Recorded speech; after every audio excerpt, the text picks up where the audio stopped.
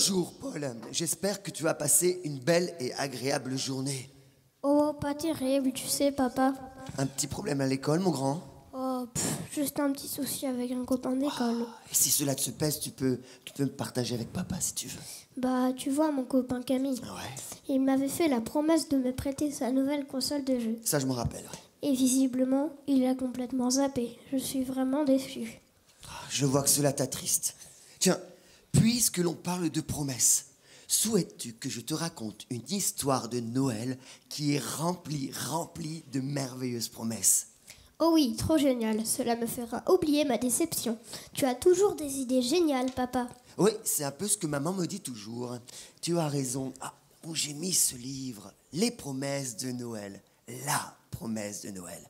Allez, tu viens près de moi? On va la lire ensemble. Tu es prêt? Allez, c'est parti.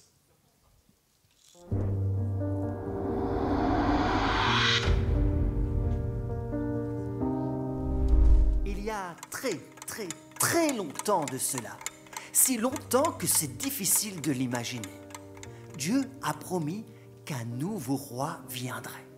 Ce ne serait pas un roi ordinaire comme ceux que l'on peut voir à la télé ou dans les livres. Ce roi-là serait différent. Ce serait un roi nouveau, un roi sauveur, un roi éternel. Hé, tu sais quoi? Une nuit, Dieu a tenu sa promesse de Noël. Aimerais-tu savoir comment il a fait? L'histoire de Noël commence avec un ange. Il a été envoyé par Dieu pour voir Marie. L'ange a porté un message exceptionnel. Marie, tu vas avoir un bébé. Ce sera un bébé exceptionnel. Dieu a promis que ton bébé deviendrait roi. Pas juste pour quelques années, mais pour toujours. Il sera le roi éternel. Et comme Marie était sur le point de se marier avec Joseph, Dieu a envoyé un autre ange. Cet ange est venu rendre visite à Joseph. Il était porteur d'un message exceptionnel. Marie va avoir un bébé exceptionnel, a dit l'ange à Joseph. Son bébé sera roi et il sauvera son peuple. Ce sera un roi sauveur. Dieu avait promis que son nouveau roi allait naître dans un petit village du nom de Bethléem. Et c'est là que Joseph et Marie sont allés. Mais il y avait vraiment beaucoup de monde à Bethléem.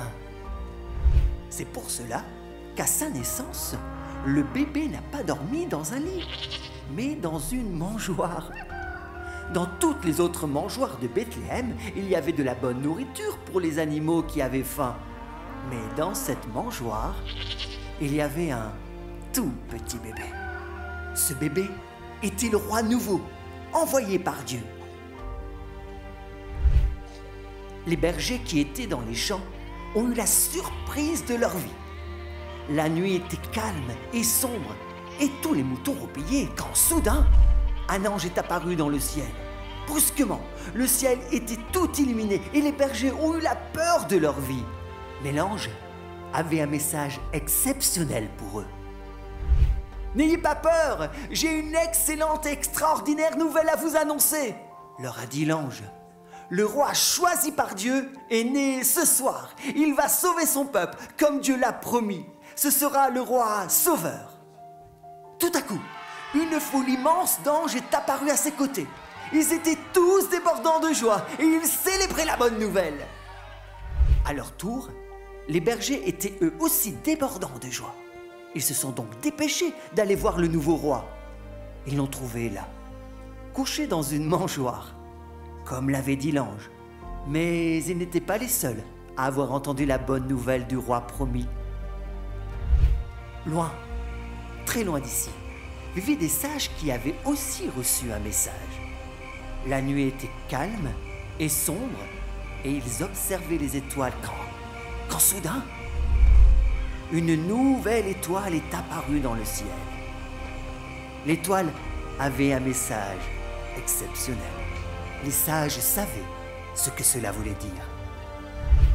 Un roi très exceptionnel était né, le roi de tout le peuple de Dieu.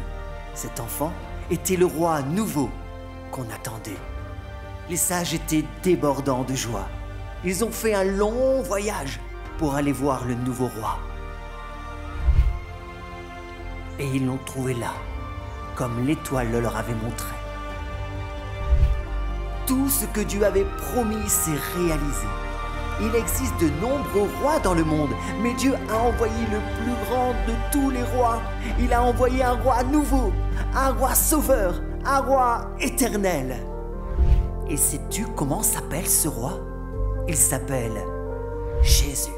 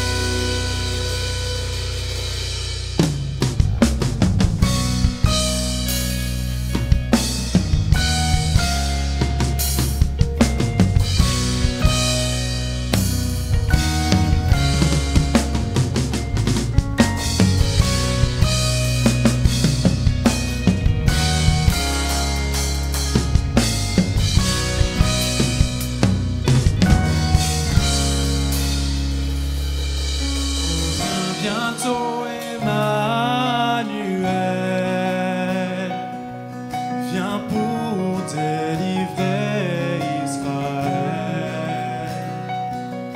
Ton peuple attend pour le bénir, le Fils de Dieu qui va venir. Chantez, chantez.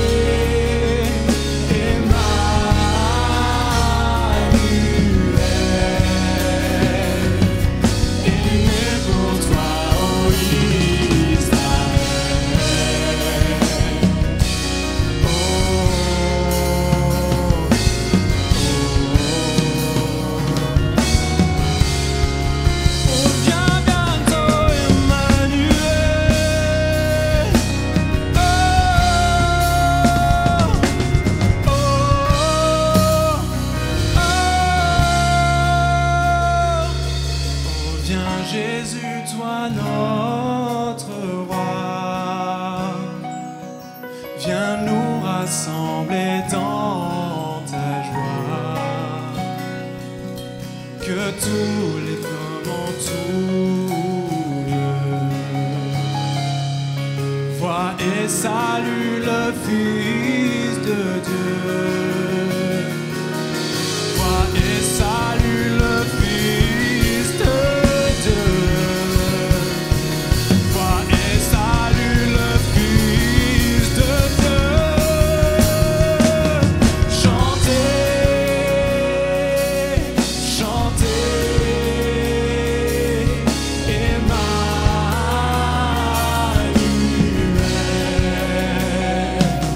Chantez,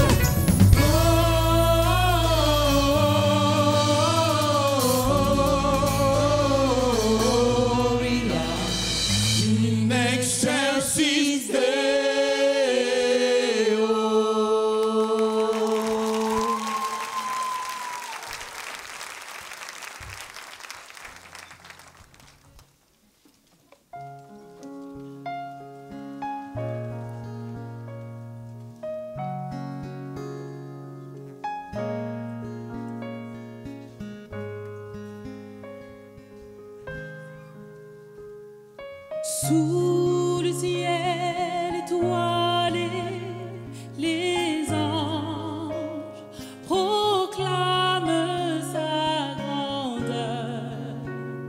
L'enfant Jésus est né, il porte en lui la lumière qui éclaire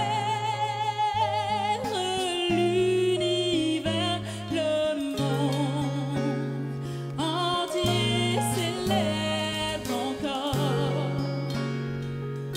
mon plus beau trésor. Jésus mon sauveur est là pour me libérer de mes frayeurs, et je chanterai de tout mon cœur. Jésus mon sauveur est là. Dans le calme de la nuit grandit la joie des bergers, criant Jésus est né. Il porte en lui la lumière qui éclaire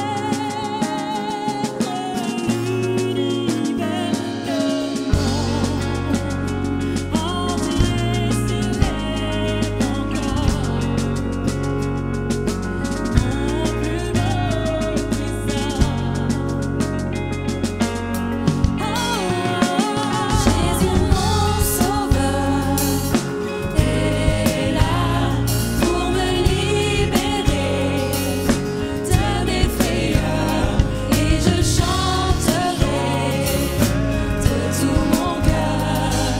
Jésus mon sauveur est là pour toi. Jésus mon sauveur est là pour me libérer de mes frayeurs, et je chanterai de tout mon cœur. Jésus mon sauveur est là.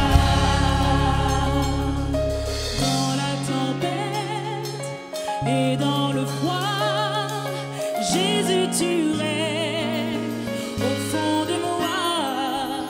Dans la tempête, oh oui j'ai foi en toi. Jésus mon sauveur est là pour me libérer de mes frayeurs, et je chanterai de tout mon cœur. Jésus mon sauveur est là. Oui, Jésus est là. Jésus mon sauveur est là pour me libérer de mes frayeurs. Je chanterai de tout mon cœur. Oui, Jésus est là. Jésus mon sauveur est là. Jésus est là. Jésus mon sauveur est là pour me libérer de mes frayeurs. Je chanterai de tout mon cœur. Jésus est là. Jésus mon sauveur est là, et je chanterai de tout mon cœur. Jésus mon sauveur est là, et je chanterai de tout mon cœur. Jésus mon sauveur est là.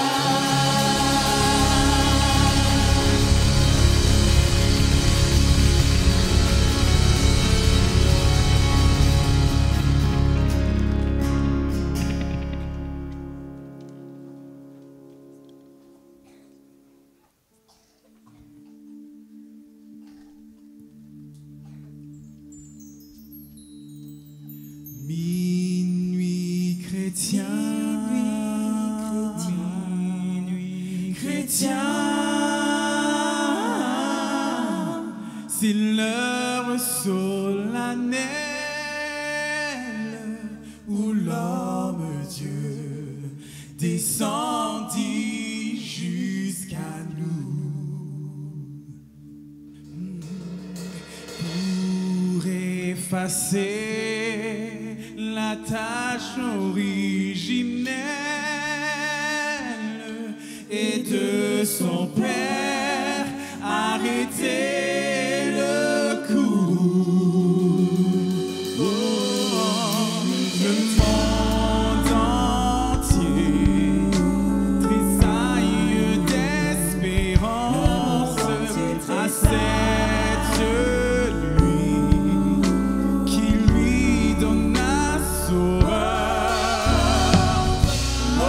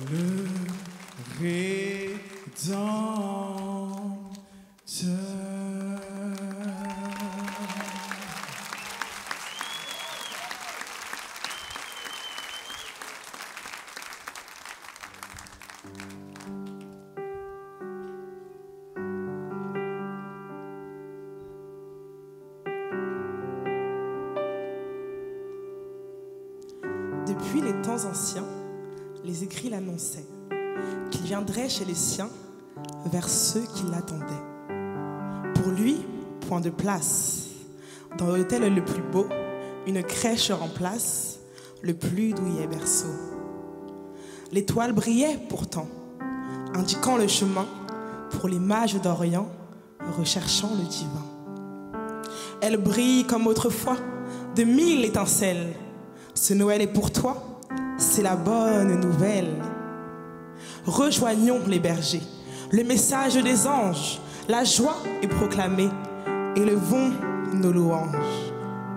Un enfant nous est né, et avec lui, l'espoir.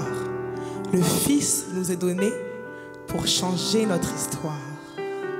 Tous ne l'ont pas reçu, ce sauveur débonnaire, préférant le refus à la main salutaire. Pourquoi le repousser? Ce merveilleux cadeau, il ôte le péché pour vivre le renouveau.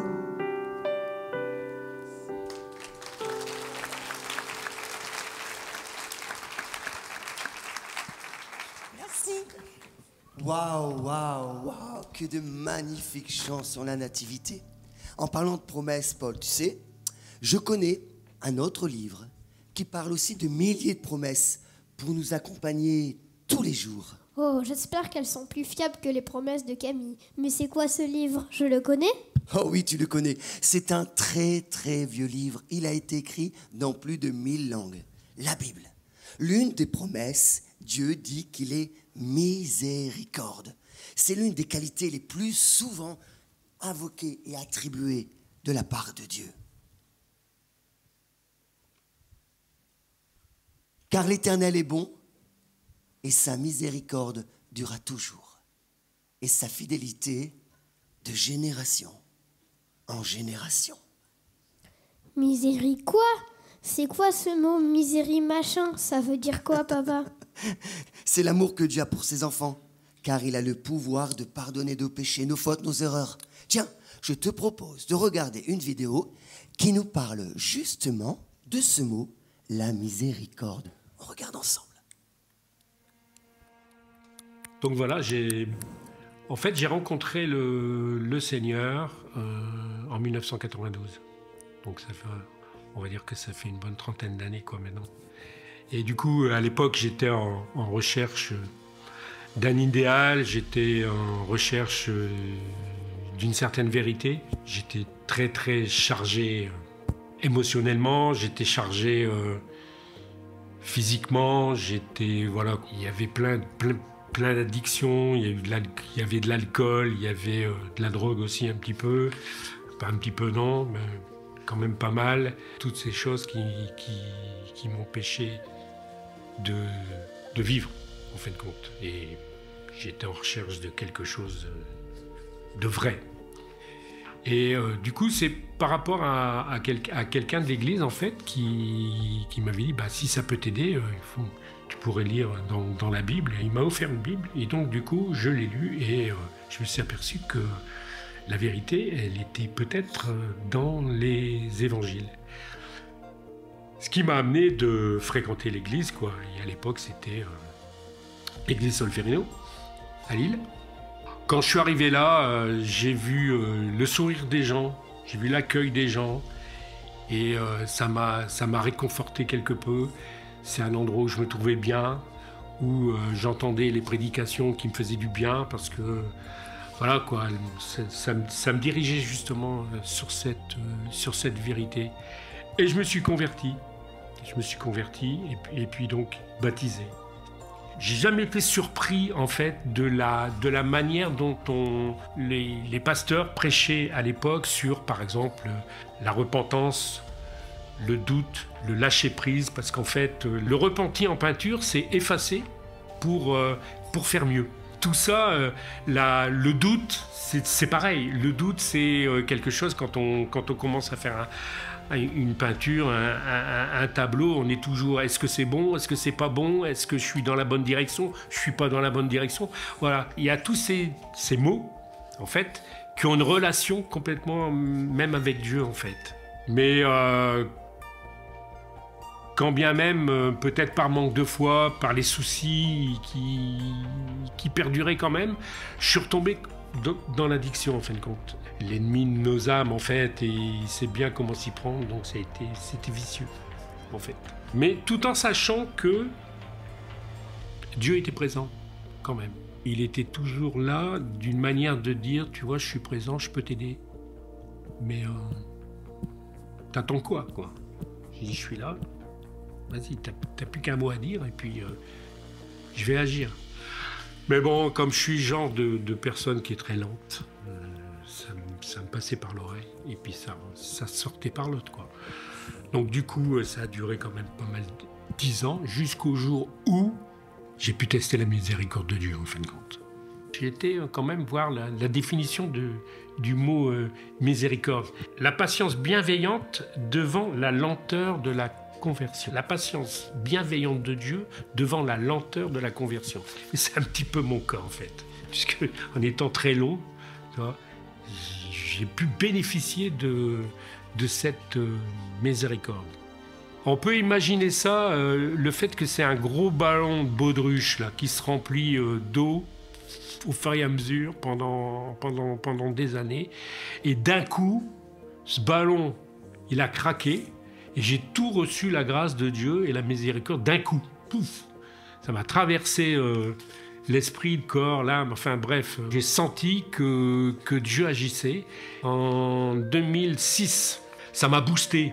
Les portes se sont ouvertes. Les portes se sont ouvertes pour le service. Les portes se sont ouvertes dans mon travail. Les portes sont ouvertes dans mon couple qui battait de l'aile du fait que j'étais dans cette addiction.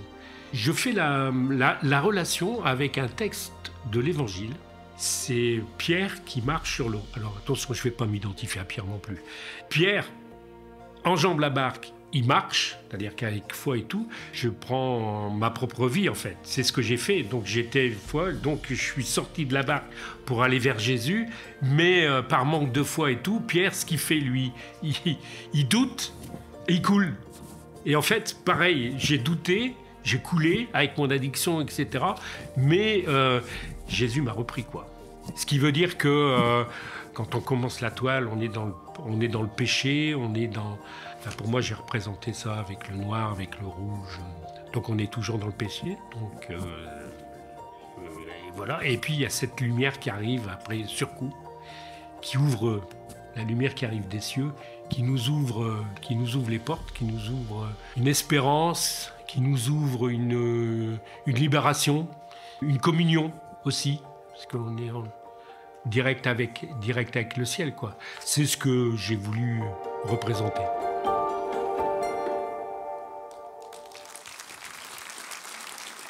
Oh, merci Alain pour ce merveilleux témoignage et ces magnifiques peintures.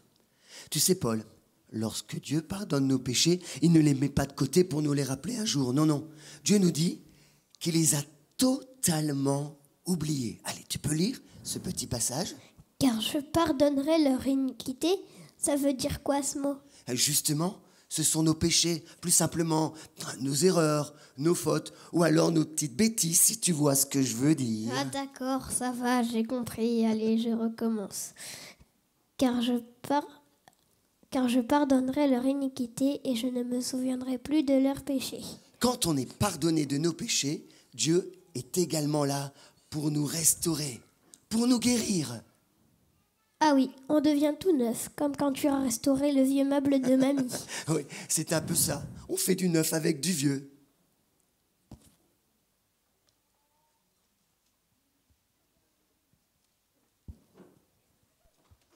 Il est écrit, il guérit ceux qui ont le cœur brisé et il panse les blessures.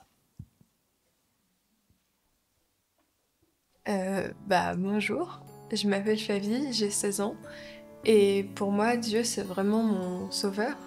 Quand j'étais en primaire, j'ai commencé à me faire harceler jusqu'à la fin du collège en fait.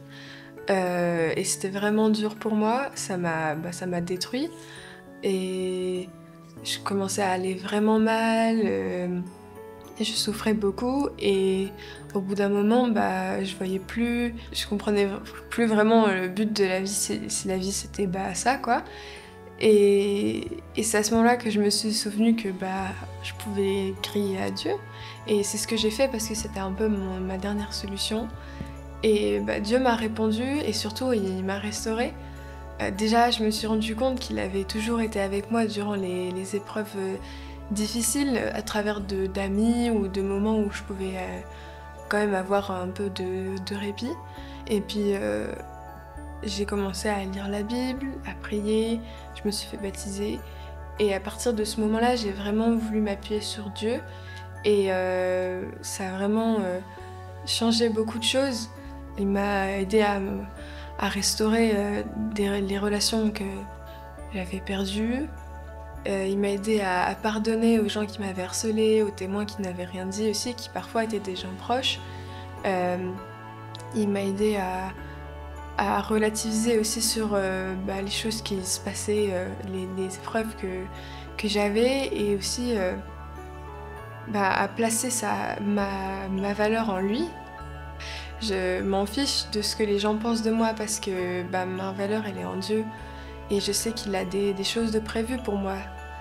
Il m'a rendu confiance dans les gens en me mettant dans des classes où il y avait que des gens bienveillants, ce qui m'était jamais arrivé auparavant, avec des profs bienveillants, il m'a aussi mis sur mon chemin des amis qui m'ont aidé à me reconstruire, et ça c'était vraiment important parce que c'était vraiment la chose qui avait été le plus détruite, je pense, dans cette épreuve. Et du coup, maintenant, je dirais pas que ma vie elle est parfaite non plus, qu'elle est facile et qu'il n'y a plus aucun problème parce que ça reste la vie, mais elle est quand même tellement mieux qu'avant parce que je m'appuie sur les forces de Dieu et qu'elles sont beaucoup plus durables parce que Dieu il a plus de force que moi. Et du coup, maintenant je suis remplie de joie, ma confiance elle se reconstruit petit à petit et surtout j'ai retrouvé l'espoir. Oui, c'est ça, j'ai envie de les répondre parce qu'il n'y a pas que moi qui a le droit de me faire restaurer comme ça. Dieu, il veut faire ça pour tout le monde, pour tous ces enfants qui sont brisés. Voilà.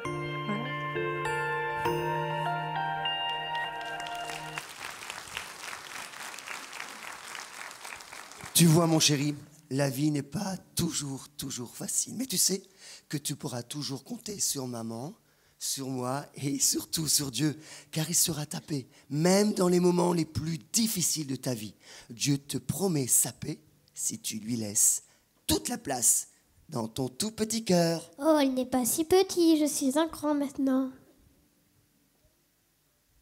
Je vous laisse ma paix. Je vous donne ma paix. Je ne vous la donne pas comme le monde la donne. Ne soyez pas inquiets et n'ayez pas peur.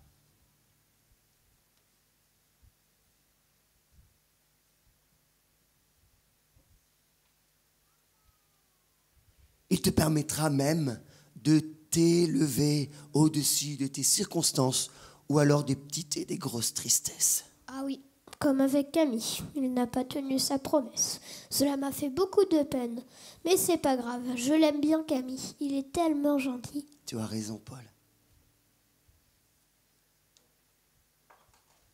Seigneur, vraiment, tu es grand et je te chante. Oui, tu m'as remis debout.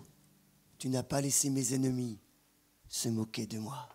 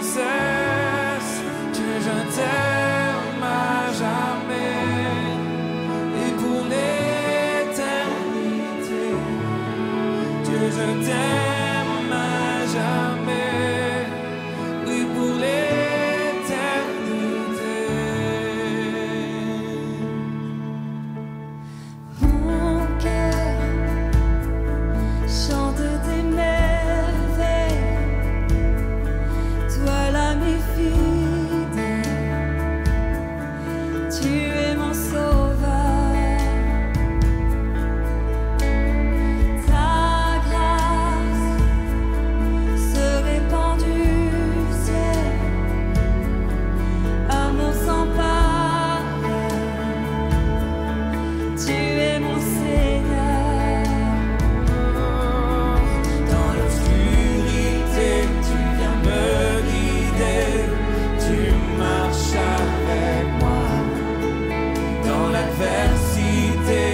peux résister, tu restes le même. Ma confiance est en toi, Jésus mon roi. Je m'accroche à tes promesses. Je puise l'amour et la paix en toi. Je te redirai sans cesse. Ma confiance est en toi, Jésus mon roi. Je m'accroche à tes promesses. Je puise l'amour et la paix en toi. Je te redirai sans cesse. Dieu, je t'aime à jamais et pour l'éternité. Dieu, je t'aime à jamais, oui pour l'éternité. Dieu, je t'aime à jamais et pour l'éternité. Dieu, je t'aime à jamais, oui pour l'éternité. Oh, je t'aime à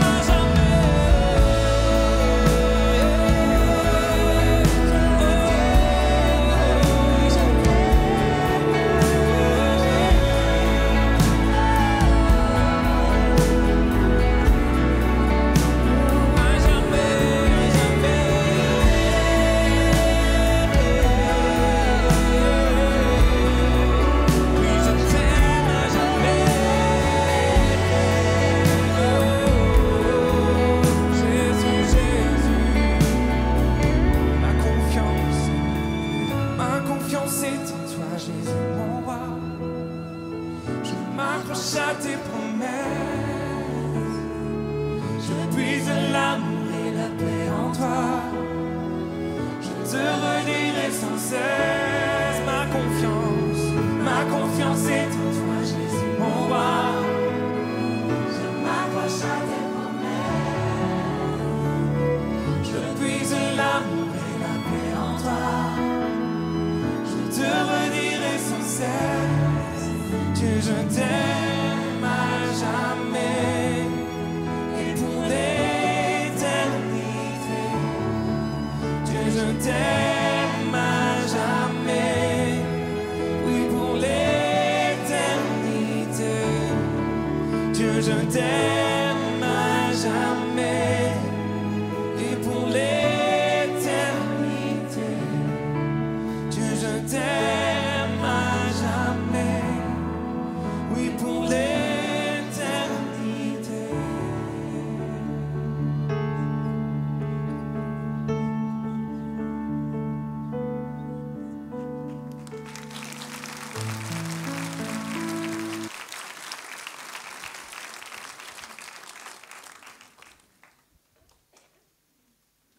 N'oublie jamais, jamais, Paul. Dieu sera toujours, toujours, tous les jours, ton soutien. Dieu est pour nous un abri solide et sûr. Il est toujours prêt à nous aider dans le malheur.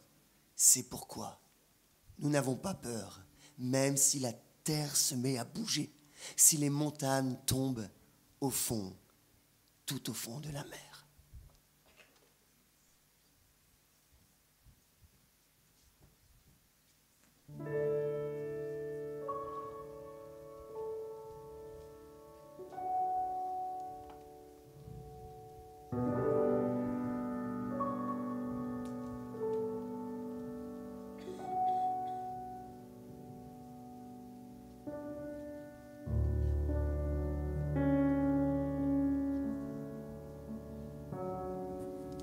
Les pas dans le sable. Une nuit, je fis un rêve. Je marchais sur la plage avec mon Seigneur. Sur le ciel noir, des épisodes de ma vie furent projetés. comme sur un immense écran.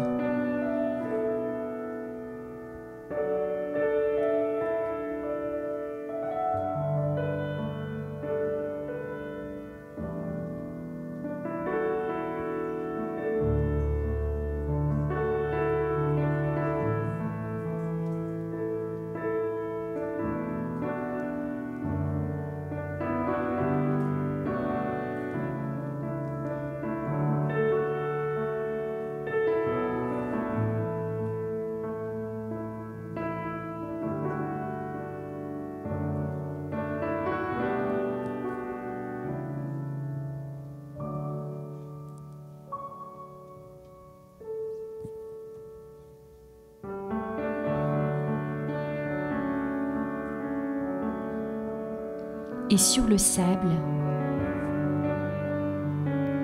je voyais à chaque fois 2 traces de pas.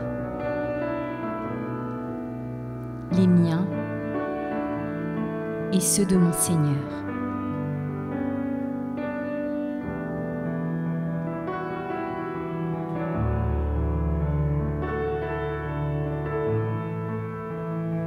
Après la dernière scène de ma vie, je me retournai. Je fus surprise de voir par endroits les traces d'une seule personne.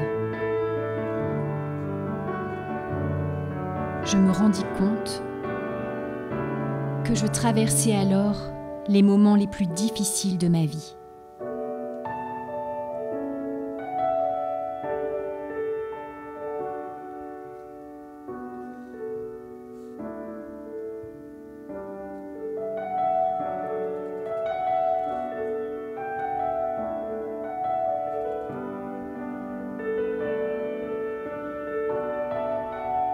Inquiète, je demandai au Seigneur, le jour où j'ai décidé de te suivre, tu m'as dit que tu marcherais toujours avec moi. Mais je découvre maintenant qu'au pire moment de ma vie, il n'y a les empreintes que d'une seule personne.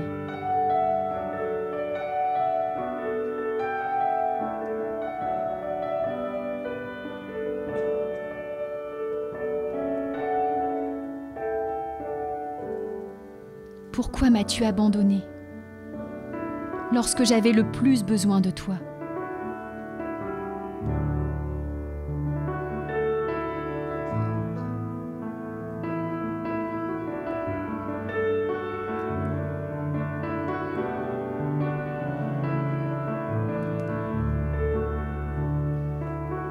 Il me répondit, mon enfant chéri, je t'aime et je ne t'abandonnerai jamais, jamais, jamais. Surtout pas lorsque tu passes par l'épreuve. Les jours où il n'y a qu'une seule empreinte dans le sable sont exactement ceux où je t'ai porté dans mes bras.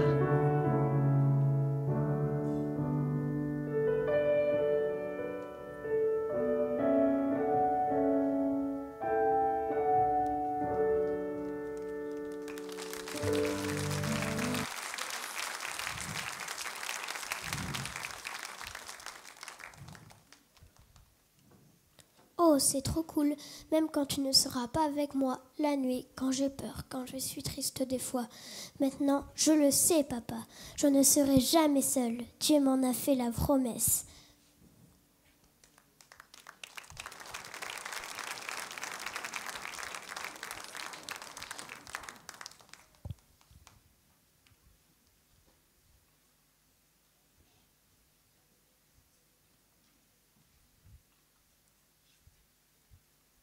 À la naissance de Jésus, le salut est venu au monde. Le soir même de sa naissance, il y a un ange qui est apparu, un groupe de bergers qui veillent sur le troupeau dans la nuit. Il a dit ces mots que nous connaissons bien. Il a dit « N'ayez pas peur. Ce qui sous-entend que ça peut être assez effrayant de voir un ange qui apparaît comme ça devant soi. Il dit, n'ayez pas peur, je vous annonce une bonne nouvelle. Une bonne nouvelle qui sera une source de grande joie pour tout le peuple. Aujourd'hui, dans la ville de David, il vous est né un sauveur, qui est le Messie, le Seigneur. Et c'était effectivement une très, très bonne nouvelle. Depuis le temps d'Abraham, le peuple de Dieu attendait la venue d'un sauveur, la venue du Messie. Dieu avait fait une promesse depuis le temps d'Abraham et depuis ce moment, ils attendaient avec anticipation l'accomplissement de cette promesse dans leur vie. On lit aussi dans le prophète Ésaïe, il a fait une parole prophétique qui a annoncé la venue de ce sauveur 700 ans avant que Jésus soit né. C'est un passage que parfois on connaît bien. Il dit, le peuple qui marchait dans les ténèbres a vu une grande lumière. Sur ceux qui habitaient le pays de l'ombre de la mort, une lumière brille. Et juste quelques versets plus tard, nous voyons, on comprend de quoi ça s'agit. C'est qui cette lumière?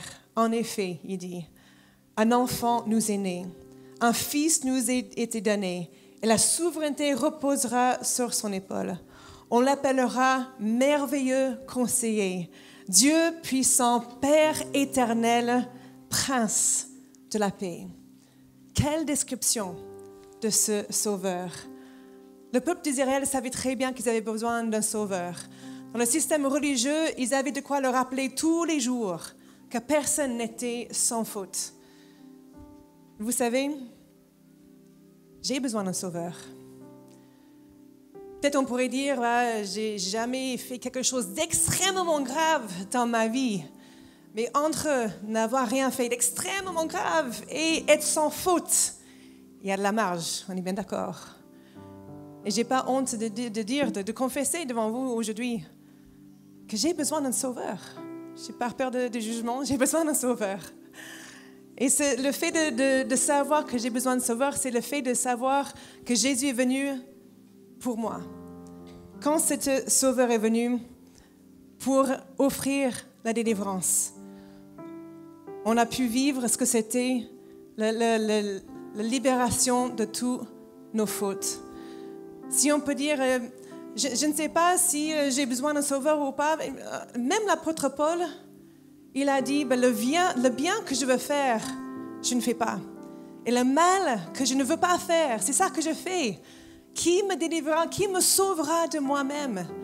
Et juste après cette question, il répond lui-même à sa propre question, avec une déclaration qui nous rend véritablement libres. Il dit, en Jésus-Christ, il n'y a plus de condamnation. En Jésus-Christ, je suis libéré du péché et de la mort. En Jésus-Christ, il n'y a plus de condamnation. En Jésus-Christ, mon Sauveur, je suis libéré du péché et de la mort. Je suis aussi libéré pour ne plus avoir ce poids de mes fautes sur moi. La vie de Christ perce les ténèbres en moi pour me libérer, pour que plus jamais j'ai besoin de vivre sur l'oppression de mes propres fautes et mes ténèbres. Et peut-être aujourd'hui tu dis, peut-être j'ai jamais rien fait d'extrêmement grave, mais il y a de la marge entre ça et être sans faute et j'ai besoin d'un sauveur. Ou peut-être tu dis, j'ai quand même fait des choses graves dans ma vie et j'en suis pas fière. Et même je vis tous les jours avec le poids de ces regrets, le poids de mes fautes sur moi. En moi, ça me ronge l'intérieur. Il y a 2000 ans, un sauveur nous est né. Et la venue de ce sauveur nous libère tous pour entrer dans cette vie. Il nous transforme, il nous donne la capacité d'être complètement libérés en lui, transformés en lui pour que plus jamais on soit pareil, pour devenir une nouvelle créature en Jésus-Christ. C'est une belle promesse. C'est une belle promesse que notre Sauveur nous a fait. C'est exactement comme l'ange a dit. Une bonne nouvelle, une très bonne nouvelle, une source de grande joie pour tout le monde, y compris nous. Vous connaissez peut-être cette expression qui dit « l'espoir fait vivre ». Je vais vous parler non pas d'espoir uniquement, mais d'espérance. Si on devait faire la différence entre ce que c'est que l'espoir et l'espérance, je dirais que l'espoir, c'est comme si j'envoie un signal de détresse en espérant que peut-être il y ait quelqu'un, mais sans savoir vraiment si quelqu'un va être en face de moi pour y répondre.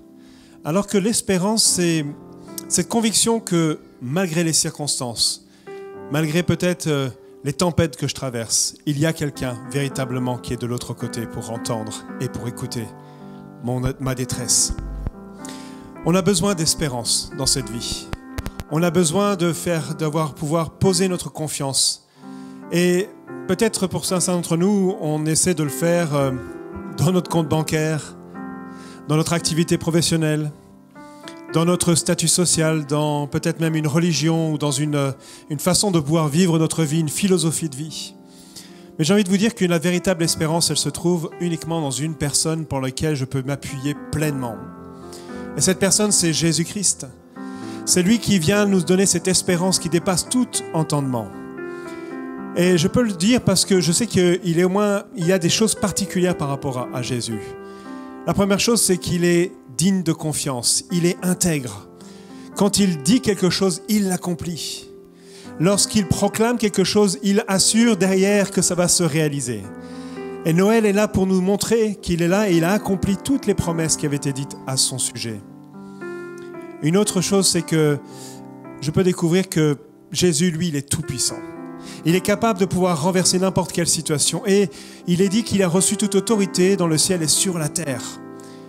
Et ça me rassure parce que je sais qu'il va être capable de pouvoir intervenir dans n'importe quelle situation dans laquelle je peux me trouver. Il n'est pas limité, rien n'est impossible pour lui. Et enfin, je trouve aussi qu'un grand réconfort et une grande assurance dans le fait qu'il est motivé par l'amour pour nous. Il est rempli d'un amour incommensurable pour chacun d'entre nous. Et ça me rassure parce que je sais qu'il est capable de faire ce qui est nécessaire. D'ailleurs, c'est ce qu'il a fait au lieu de nous rejeter alors que nous le rejetions. Il est dit qu'il est venu parmi nous. Il est venu partager notre condition afin de pouvoir nous élever dans sa sienne, dans sa condition. Et il n'a pas eu peur de venir souffrir et de mourir. Et ça nous rassure. J'aimerais juste vous lire un texte qu'on trouve dans la lettre de Paul aux Romains, au chapitre 15. Et il nous rappelle cette promesse qui a été faite par Ésaïe. Ésaïe dit de son côté, « Un rejeton naîtra d'Isaïe ». Il parle de Jésus. « On le verra se lever pour mener les nations et les peuples païens mettront en lui leur espérance. » Je trouve ça beau de voir qui écrit cette lettre. Il s'agit de Paul. Et Paul, c'était pas n'importe qui. Il avait un passé d'une dureté. Il était un extrémiste dans sa façon de vivre sa foi en tant que juif. Et il haïssait les peuples païens et notamment les chrétiens qu'il persécutait. Jusqu'à ce que Jésus le rencontre. Jusqu'à ce que Jésus lui montre son amour pour lui. Jusqu'à ce qu'il y ait une transformation dans son cœur et qu'il accepte de le suivre. Parce qu'il ouvrait une autre espérance pour lui. Et en le regardant et en vivant et en expérimentant cela, il est devenu lui-même celui qui annonce l'espérance, aussi bien aux Juifs et aux non-Juifs. Et dans ce moment-là, il vient construire et donner un espoir nouveau pour l'humanité. Et ça nous rassure parce que ça nous montre combien Dieu n'est pas limité par notre arrière-plan religieux, par notre statut social, peu importe ce que nous avons accompli, ce que nous sommes. Nous avons toujours notre espérance en Jésus-Christ. Elle n'est pas limitée. Même que nous soyons comme un simple berger dans des champs ou que nous soyons un mage qui traverse les nations, nous avons cette espérance. Et même la nuit la plus obscure ne peut pas retenir la lumière qui brille, la lumière de son espérance. Paul continue en écrivant que Dieu, qui est l'auteur de l'espérance, vous comble de toute joie et de sa paix par votre confiance en lui. Ainsi, votre cœur débordera d'espérance par la puissance du Saint-Esprit. Dieu est l'auteur de l'espérance. C'est-à-dire que quand je viens et que je suis désespéré, que je suis abattu, que peut-être j'ai l'impression d'être au fond du trou, je peux juste me tourner vers lui, avec mes propres mots m'adresser à lui. Et alors, dans ce moment-là, il va créer en moi une espérance nouvelle, une vie nouvelle. Il est l'auteur de l'espérance. Et puis le Saint-Esprit vient me rencontrer et me rappelle toutes les promesses qu'il y a en Jésus-Christ. Et ça me remplit de joie et ça me remplit de paix. Et je peux avancer dans la vie avec beaucoup plus d'assurance parce que j'ai les yeux fixés sur l'espérance qu'il y a en Christ.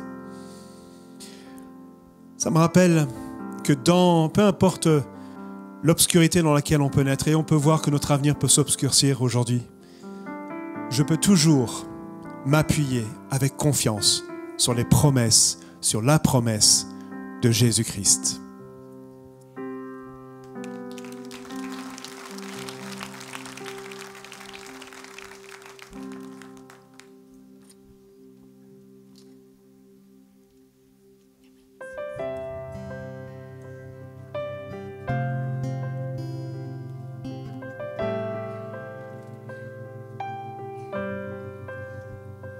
Il vient pour essuyer les larmes de nos yeux, élever nos âmes au bord du vide vers les cieux. Il descend sur terre, il vient naître en ce lieu. Il est pour chasser nos peurs et détruire nos peines. Descend pour que la mort plus jamais ne m'atteigne. Au cœur des ténèbres pour déposer son feu. Il connaît mon cœur, il l'encaisse chaque fois que je souffre. Il voudrait naître à mes côtés au bord du gouffre.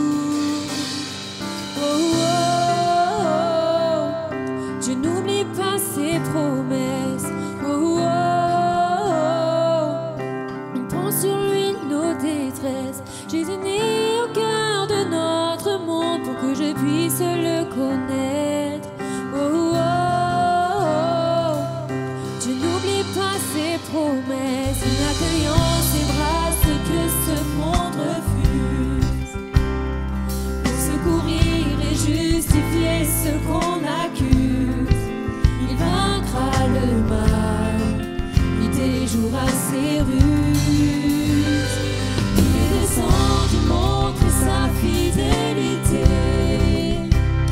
s'est incarné pour nous offrir l'éternité. Trouver la lumière qui noie l'obscurité. Il connaît mon cœur, il envie chaque fois que je souffre.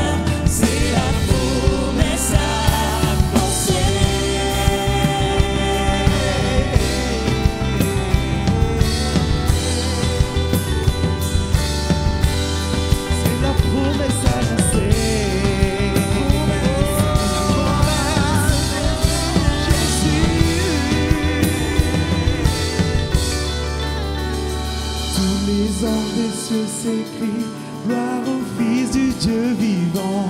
Son nom, c'est Jésus.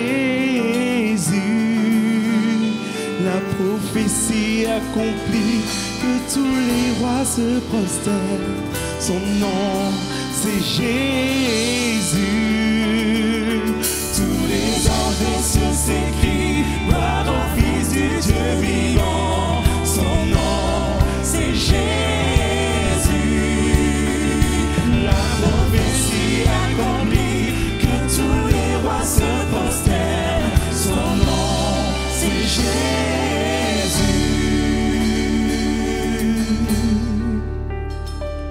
Car il nous est né un sauveur, c'est la promesse annoncée.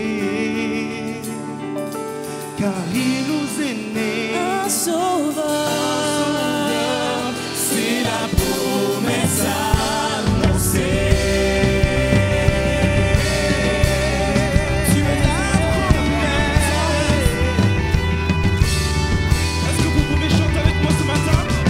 Il y a quelqu'un qui veut chanter avec moi ce matin? Ok, on va essayer de faire ceci. Vous répétez après moi?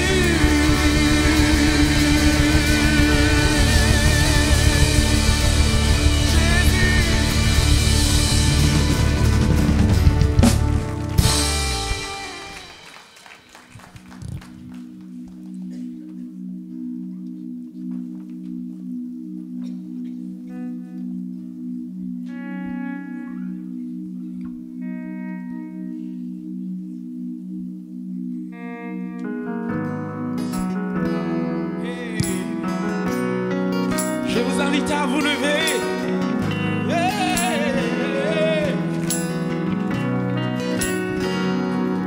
J'ai tant cherché à mériter ton amour par mes efforts.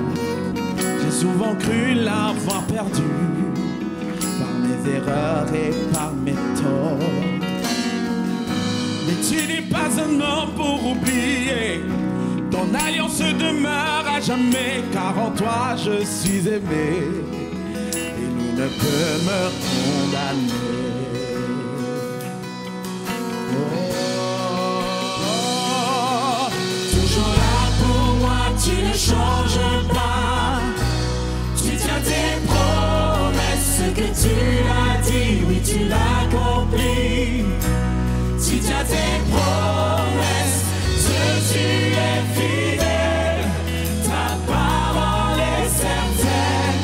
Ce que tu as dit, oui tu l'as accompli. Tu tiens tes promesses envers moi.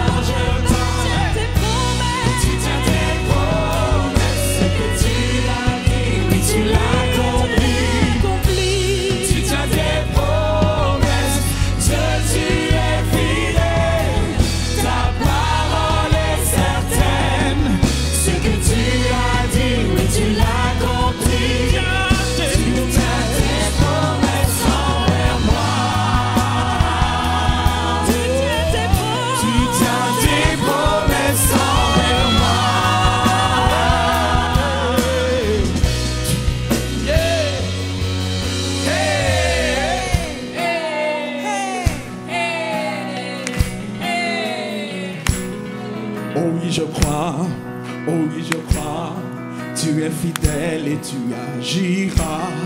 Oh oui, je crois, oh oui, je crois, ce que tu dis, oui, tu le feras. Yeah! Oh oui, je crois, oh oui, je crois, tu es fidèle et tu agiras. Oh oui, je crois, oh oui, je crois, ce que tu dis, oui, tu le feras. Oh oui, je crois, oh oui, je crois, tu es fidèle et tu agiras. Oh oui, je crois, oh oui, je crois, ce que tu dis, oui, tu le feras. Oh oui, je crois, oh oui, je crois, tu es fidèle et tu agiras. Oh oui, je crois, oh oui, je crois, ce que tu dis, oui, tu le feras. Toujours là pour moi, tu ne changes pas. Tu tiens tes promesses, ce que tu as dit, oui, tu l'as compris. Tu tiens tes promesses, Dieu, tu es fidèle. Ta parole est certaine. Ce que tu as dit, oui, tu l'as compris. Tu tiens tes promesses envers moi. Tu tiens tes promesses, ce que tu as dit, oui, tu l'as compris. Tu tiens tes promesses, Dieu, tu es fidèle. Ta parole est certaine. Ce que tu as dit, oui, tu l'as compris. Tu tiens tes promesses envers moi. Tu tiens tes promesses envers moi. Tu tiens tes promesses envers moi.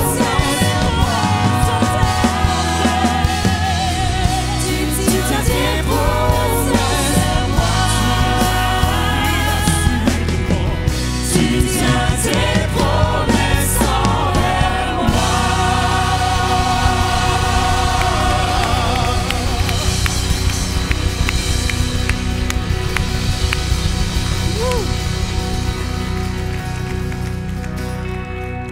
Ah, ça fait du bien de réentendre cette affirmation que Dieu tient ses promesses pour moi et pour vous. Il y a 300 promesses qui annonçaient la naissance de Jésus, l'exercice de son ministère et la façon dont il allait mourir. 300 promesses. Certaines promesses datent de 1400 ans avant la venue de Jésus. D'autres plus récentes, 400 ans avant la venue de Jésus. Et toutes ces 300 promesses se sont accomplies d'une façon extraordinaire. Extraordinaire parce que non seulement elles se sont accomplies, mais dans les moindres détails. Quand Dieu exauce une promesse ou une prophétie, il se préoccupe aussi des détails qu'il y a à l'intérieur. Par exemple, Michée, 700 ans avant la naissance de Jésus, avait annoncé que le Sauveur, le Messie, devait venir d'une certaine bourgade, d'une certaine ville. Bethléem. Joseph et Marie, eux, habitaient dans une autre ville, Nazareth. Et pourtant, c'est à elle, à Marie, que l'ange s'était révélé pour lui apprendre que celle-ci allait mettre au monde le Sauveur. Comment faire entre Bethléem et Nazareth? Comment de Nazareth on pouvait aller à Bethléem? Dieu exauce ses promesses. Auguste César, qui était l'empereur de l'époque, a ordonné un recensement sur tous les pays qui étaient sous la domination romaine. Et Israël faisait partie de ces pays. Donc en quelques jours, des milliers et des milliers de personnes sont retrouvées sur les routes pour aller s'inscrire, se faire recenser dans leur pays de naissance, dans leur ville de naissance. Et Joseph, qui venait de la lignée de David, devait aller se faire inscrire dans la ville de Bethléem. Et au moment où le couple se retrouve dans cette ville, Marie donne naissance à Jésus. La promesse vient de s'accomplir d'une façon précise et réelle. Et ça doit m'encourager, ça doit vous encourager ce matin, parce que si Dieu vous a donné une promesse, attendez-la, elle va s'accomplir d'une façon certaine. Et non seulement elle va s'accomplir d'une façon générale, mais elle va s'accomplir dans les moindres détails, parce que Dieu veille sur ses promesses. si vous avez besoin d'une promesse, parce qu'on a tous besoin d'une promesse. Les promesses nous permettent d'ouvrir l'avenir, nous permettent de donner de l'espérance et de l'espoir, comme on l'a entendu ce matin. Si vous avez besoin d'une promesse, c'est dans une communion avec Dieu, avec sa parole, que vous pouvez la recevoir. Il y a dans la Bible à peu près 3000 promesses, on les a à peu près recensées, 3000. Mais la Bible n'est pas un livre de magie. C'est pas en allant chercher une promesse comme cela et en faisant comme quelques incantations que les promesses vont se réaliser, pas du tout. Les promesses que Dieu veut t'accorder et m'accorder, je vais aller les chercher dans une communion avec lui, une communion avec sa parole. Mais je suis sûr que pour toi, pour ta situation, Dieu a une promesse sur laquelle tu pourras t'appuyer et sortir de ta situation. Alors on revient à la promesse qui nous rassemble ce matin, celle de la naissance de Jésus. Quelle belle promesse qui s'est réalisée. Il fallait qu'il vienne, il fallait que nous ayons un sauveur. Alors, ce n'est pas terminé. Je voudrais qu'on puisse terminer ces moments dans la joie. Parce que cette promesse qui s'est accomplie le jour de Noël, le jour de la naissance du Christ, était une bonne nouvelle pour tous les peuples, un sujet de joie pour tous les peuples. Alors, on continue, mais on continue avec la joie. Bon Noël.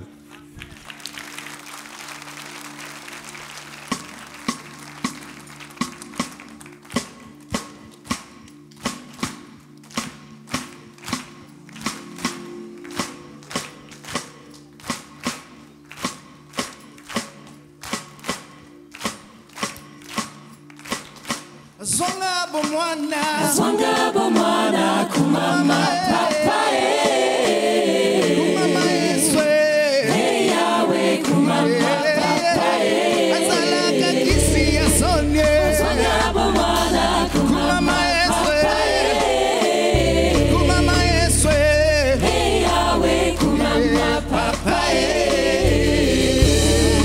tout le monde le sait, le Seigneur vient, le Seigneur vient. Accueille son roi. La terre accueille son roi. Pour le monde, le Seigneur vient. Le Seigneur vient. La terre accueille son roi. La terre accueille son roi. La terre et le ciel, la terre et le ciel chantent. La terre et le ciel, la terre et le ciel chantent. La terre et le ciel chantent.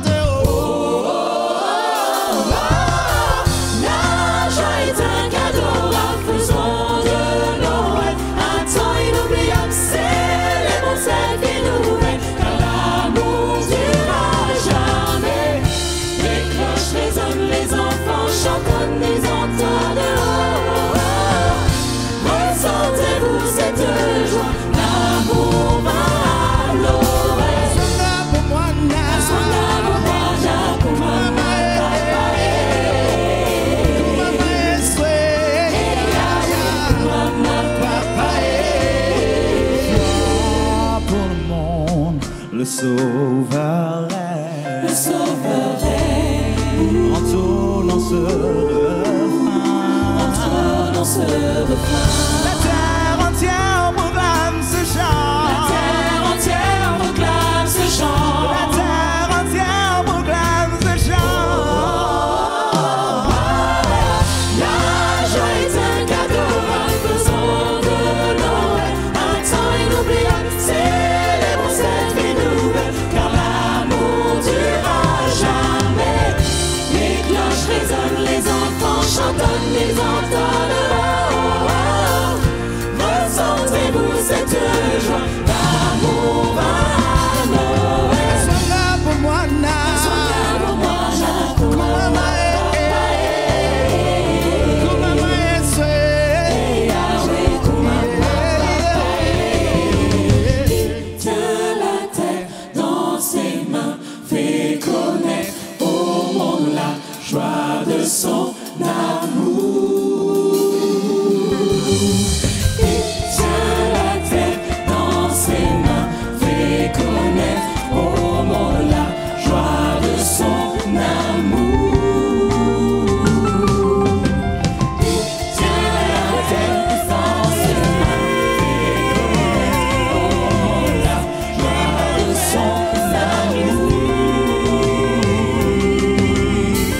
La joie est un cadeau.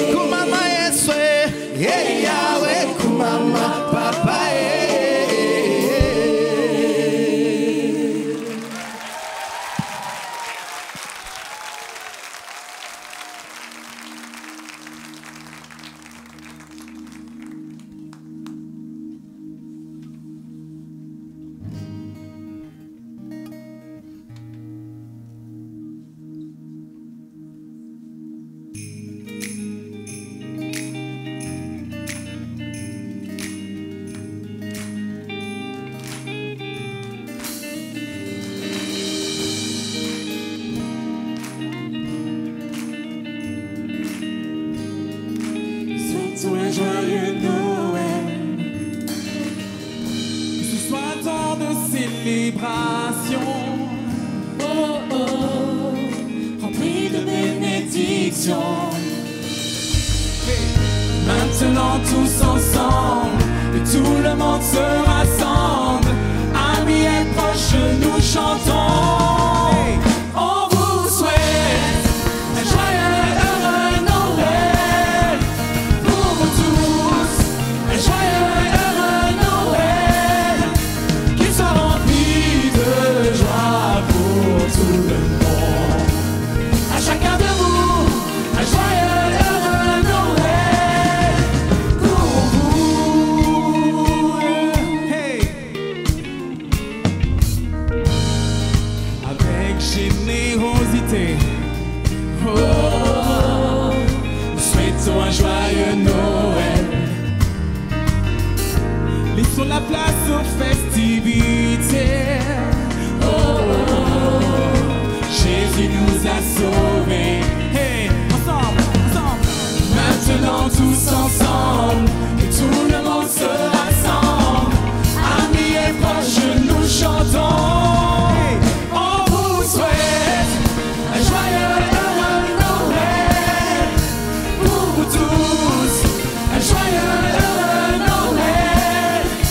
Qu'il soit rempli de joie pour tout le monde. Hey, à chacun de vous, un joyeux heureux Noël. Pour vous.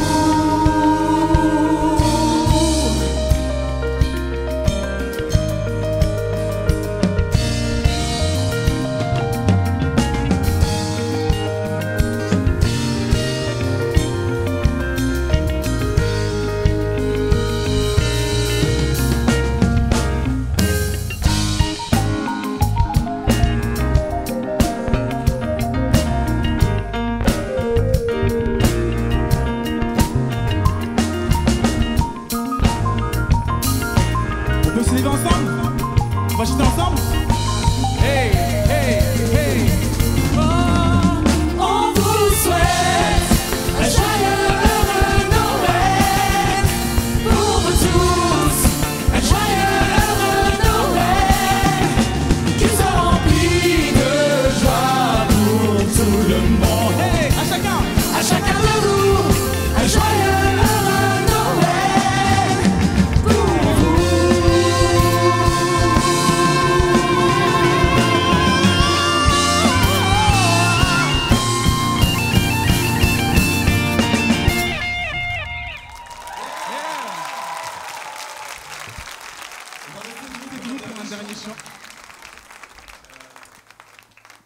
Célébrer Noël, c'est la naissance de Jésus. C'est un moment de joie. Louons-le. Amen.